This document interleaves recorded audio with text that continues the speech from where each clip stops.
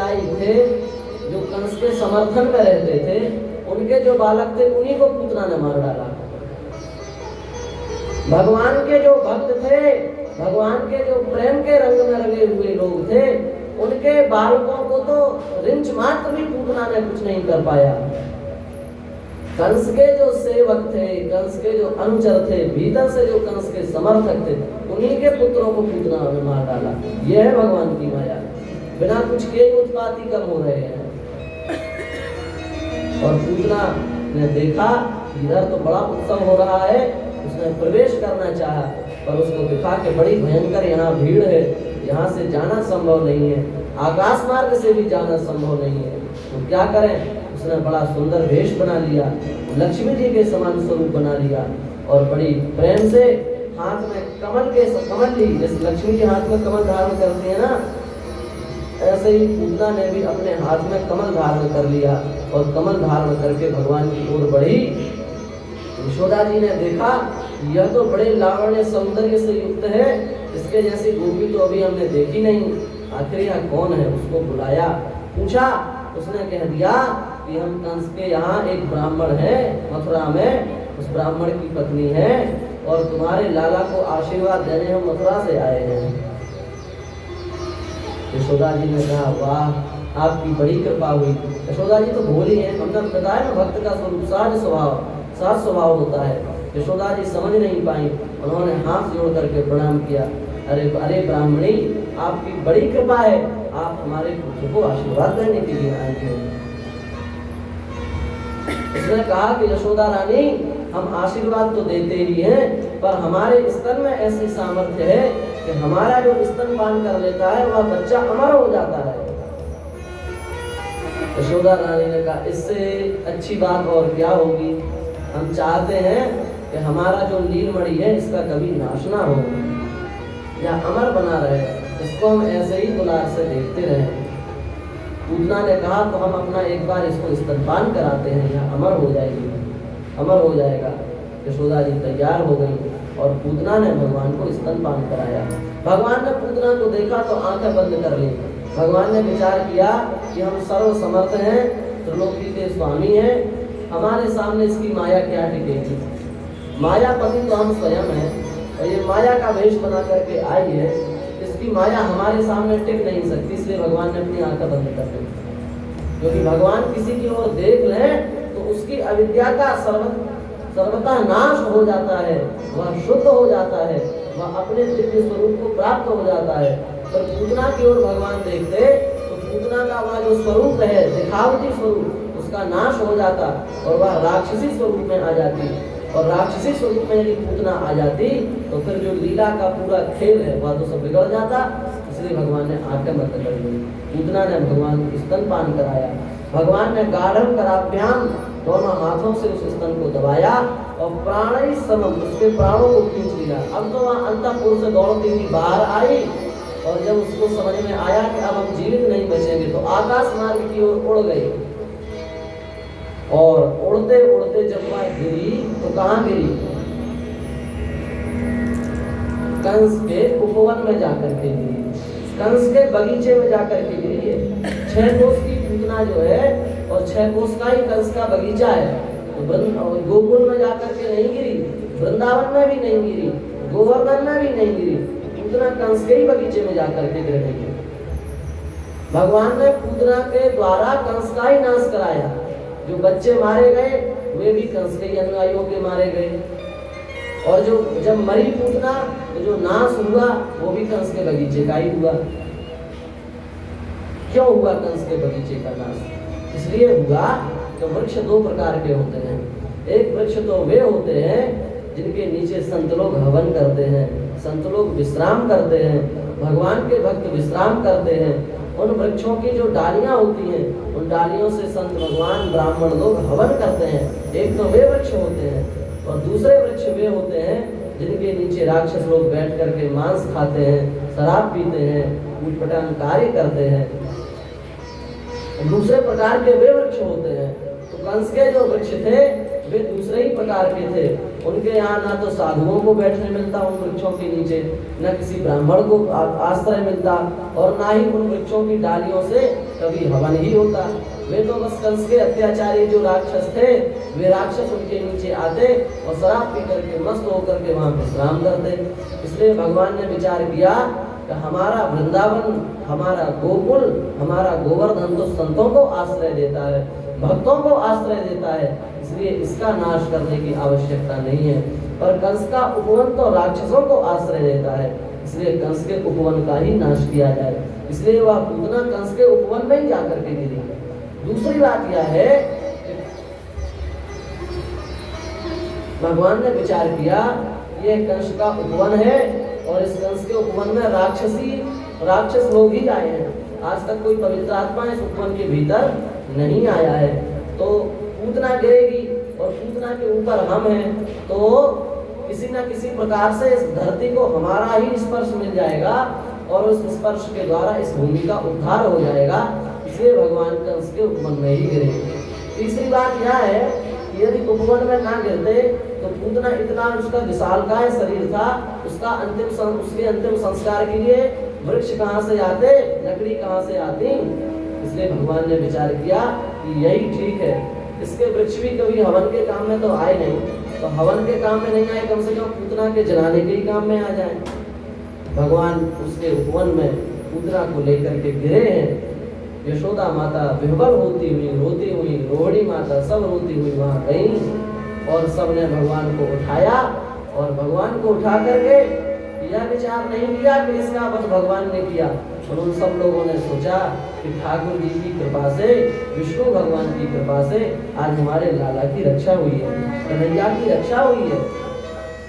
तो ठाकुर जी को लेकर के आई है और लेकर के आने के बाद में उन्होंने विचार किया अब ये नंदनंदन अशुद्ध हो गए हैं, अपवित्र हो गए हैं, राक्षसी के शरीर को इन्होंने स्पर्श कर लिया है, इसलिए अब इनकी पवित्रता, इनमें पवित्रता नहीं रह गई है, इनको पवित्र करने की आवश्यकता है।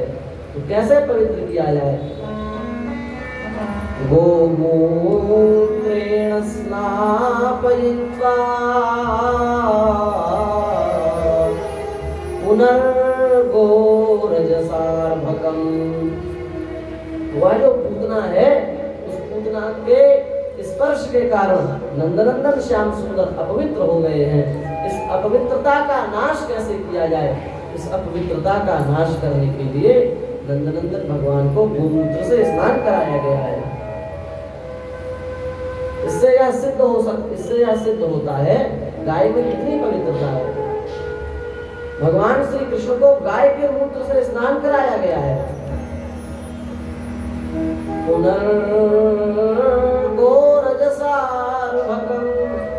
जो गाय की रज है, गायों की खुरों की रज है, उस रज को ठाकुर जी के शरीर में लगाया, रगड़ रगड़ करके भगवान को गाय की रज से रगड़ा गया है।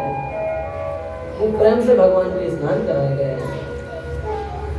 यह गोमूत्र की महिमा, गाय के रज की महिमा। आजकल वर्तमान में तो ऐसा समय आया, गोमूत्र से लोगों को घृणा हो गई है। गोमूत्र आ जाए नाक सिकोड़ देते हैं। पता नहीं तरह तरह के संसार भर की कितनी प्रकार की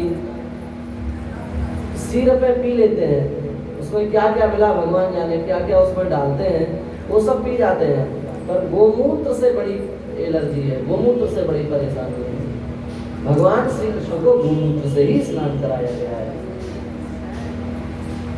इसलिए गोमूत्र और गोबर, इनके प्रति हमारी घृणा नहीं होनी चाहिए, इनके प्रति आदर बुद्धि होनी चाहिए। जिन भगवान का नाम सारे संसार को पवित्र करता है, उन भगवान को भी पवित्र करने की शक्ति गाय के मूत्र में है, गाय की रज में है। इसलिए उनसे यदि हम द्वेष करेंगे, उनसे हम घृणा करेंगे, तो फिर हमारा लाभ कैसे होगा, हमें प्रेम की प्राप्ति कैसे होगी। इसलिए गोमूत्र और गोरज, इनका सदा सर्वदा हमें सेवन करना चाहिए। इनके प्रति हमें आदर का भाव रखना चाहिए। तो गोमूत्रेण स्नापयित्वा पुनर्गोरजसार्भकम्। और अंत में भगवान के सुंदर सुंदर नामों से, भगवान के जो नाम है उन नामों का प्रयोग करके उनको बछड़े की पूंछ से झाड़ा जा रहा है। अब देखो, भगवान जीव को पवित्र कर देते हैं। भगवान का दर्शन होने के बाद जीव पवित्र हो जाता है, पर भगवान को भी शुद्ध करने के लिए, भगवान को भी पवित्र करने के लिए भगवान के नाम का उच्चारण किया जा रहा है। भक्त कहते हैं, अरे ठाकुर जी, अपवित्र लोग तो आपको देख करके पवित्र होते हैं, आपके दर्शन से पवित्र होते हैं, पर आपको भी पवित्र करने की शक्ति आपके नाम में है, इसलिए आपका नाम आपसे भी श्रेष्ठ है कि नहीं? भगवान आपको दर्शन दे तो हम सब अपवित्र आत्माएं, जितने भी संसार की अपवित्र आत्माएं हैं, वे सब पवित्र हो जाएंगी। पर भगवान को पवित्र करने की शक्ति किसी पदार्थ में है? नहीं है। पर भगवान को भी पवित्र भगवान का नाम कर देता है, इसलिए नाम में भगवान से भी अधिक शक्ति है। इसलिए तो कहा गया है, काहू नाम बढ़ाई,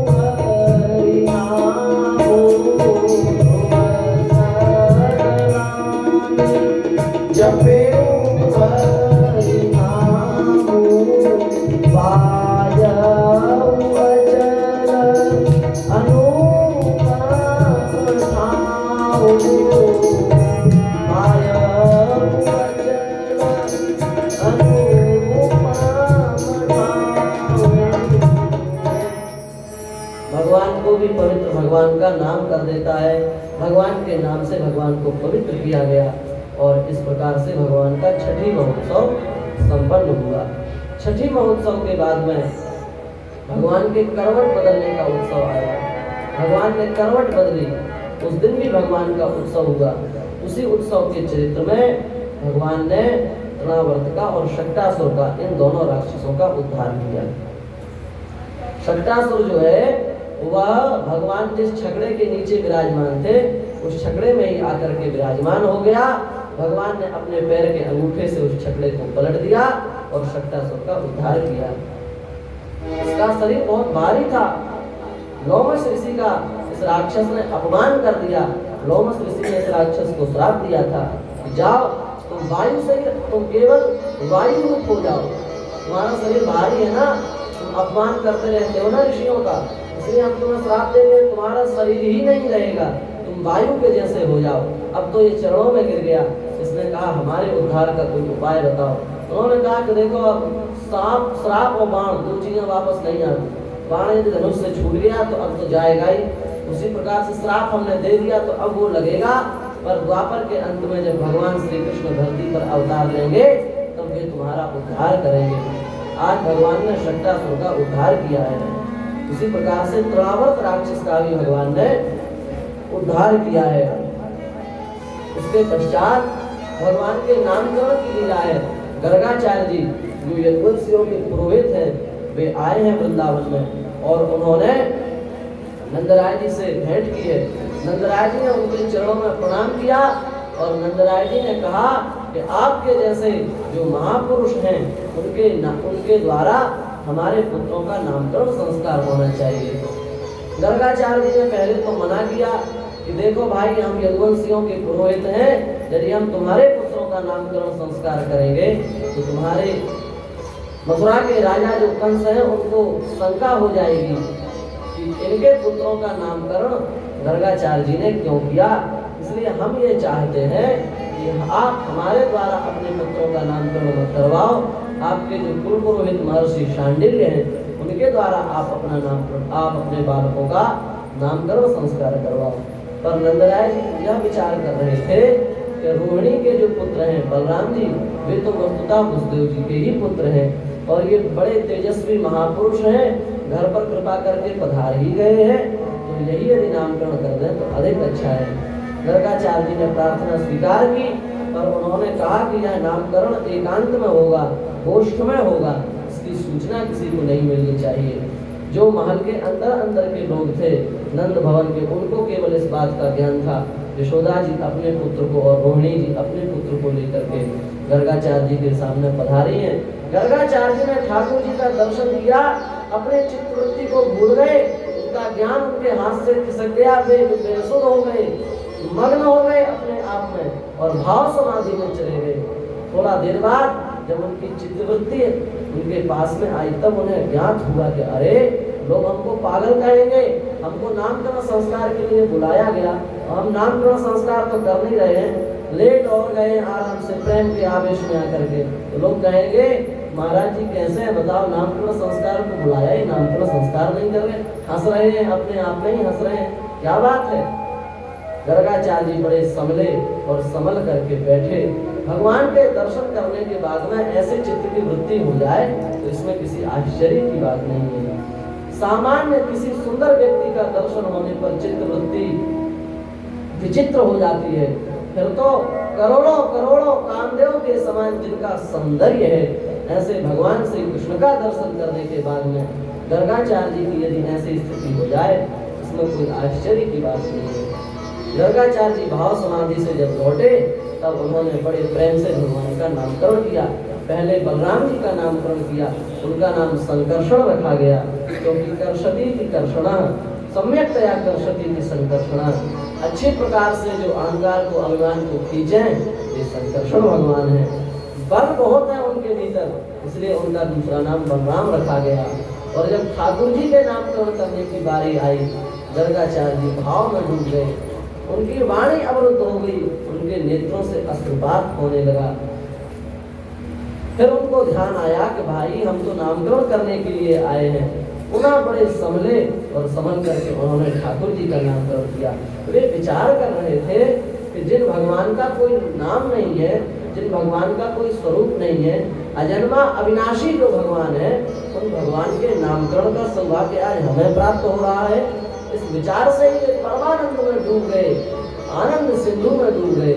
पर उन्होंने देखा कि स्थिति आनंद सिंधु में डूबने की अभी नहीं है, तो वे आनंद सिंधु समुद्र से बाहर आए और उन्होंने ठाकुर जी का नामकरण किया। उन्होंने कहा कि देखो ये समस्त प्रकार के पदार्थों से अपनी ओर खींच लेते हैं, सारे समस्त पदार्थ भगवत दर्शन के बाद में फीके लगने लगते हैं। समस्त संपूर्ण पदार्थों से ये आसक्ति हटा करके अपने ओर खींच लेते हैं। इसलिए कर्षति अपने ओर खींचने के कारण इनका नाम कृष्ण रखा गया, ठाकुर जी का नाम कृष्ण रखा गया। और कहा कि ये किसी समय में वसुदेव जी के यहाँ भी पुत्र रूप में आए थे, इसलिए इनका नाम दूसरा वासुदेव है। और फिर गर्गाचार्य जी ने कहा कि इनके तो अनेकों नाम हैं, कहाँ तक नाम कहें, इनके नाम अनेक अनुपा, के नाम अनेक अनुपा, इनके नाम अनेक अनुपा, इनके नाम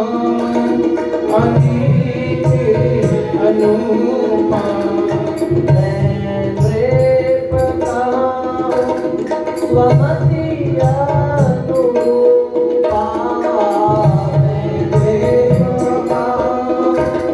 समति अनुपा,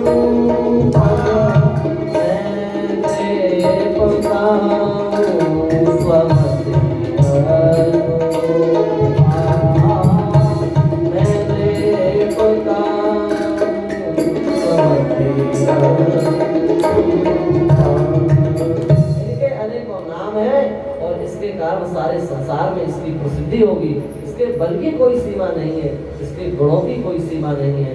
और हम आपको आशीर्वाद देते हैं कि आपका पुत्र समस्त प्रकार की संपदाओं से भरा पूरा रहेगा, विपत्तियों से मुक्त रहेगा इसका जीवन, और यह सारे संसार में अपनी ख्याति करेगा।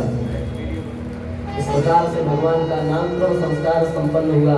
ठाकुर जी थोड़ा बड़े हुए, अपने घुटनों के बल चलने लगे। अब तो गोपियां सब घर के काम धाम को छोड़ करके ठाकुर जी के पास खड़ी रहती, उनसे कहती, लाल जी आप जाओ, ये काम करके ले आओ, झाड़ू उठा करके ले आओ। भगवान पूछते, झाड़ू कैसी होती है, झाड़ू क्या होती है?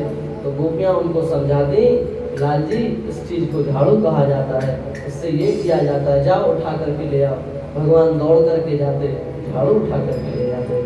फिर कोई गोपी कहती कि जाओ लाल जी मथानी ले आओ।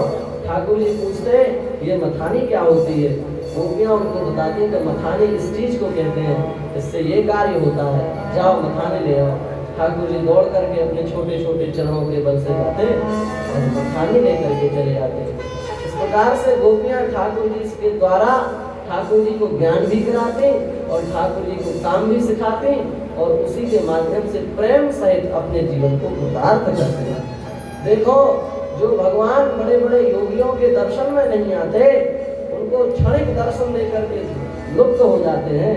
आज इन गोपियों का कैसा सौभाग्य है, इनके प्रेम के कारण वे भगवान झाड़ू उठा रहे हैं, इनके प्रेम के कारण आज भगवान मथानी उठा रहे हैं। प्रेम की अलौकिक दिव्य महिमा है। भगवान थोड़ा और बड़े हुए और भगवान ने माखन चोरी लीला प्रारंभ की। बड़ी प्यारी लीला है। प्रथम करी हरि माखन चोरी, प्रथम करी हरि माखन चोरी, प्रथम करी हरि माखन चोरी, प्रथम करी हरि माखन चोरी। वाल्मीकि इच्छा कर पूरी, वाल्मीकि इच्छा कर पूरी, वाल्मीकि इच्छा कर पूरी, वाल्मीकि इच्छा कर पूरी। आप भये ब्रज खोरी, आप भये ब्रज खोरी, प्रथम करी हरि माखन चोरी, प्रथम करी हरि माखन चोरी, प्रथम करी हरि माखन चोरी। भगवान ने माखन चोरी लीला प्रारंभ की। देखो, एक बात समझ लो, भगवान आप्तकाम पूर्णकाम निष्काम है, उनको किसी भी प्रकार के पदार्थों की आवश्यकता नहीं। यदि उन्हें माखन की आवश्यकता हो तो वे फिर आप्तकाम पूर्णकाम कैसे कहे जाएंगे? पर वे ठाकुर जी केवल अपने भक्त की इच्छा पूरी करने के लिए ये सब लीलाएं करते हैं। देखो, ये इच्छा क्यों जागृत हुई? ये इच्छा इसलिए जागृत हुई कि एक बार ठाकुर जी एक कांच के शीशे के सामने खड़े हैं। कांच के शीशे के सामने सुंदर मटकी रखी है। उस सुंदर मटकी में बढ़िया सुंदर मक्खन रखा है। भगवान ने विचार किया, यह तो बड़ा अच्छा है, बड़ा सुंदर है, बड़ा कोमल है, इसको चख करके देखना चाहिए इसमें कितनी मधुरता है। भगवान ने मक्खन को उठाया। जैसे ही मक्खन को उठाया, उन्हें यह दिखा कि सामने एक बच्चा खड़ा है।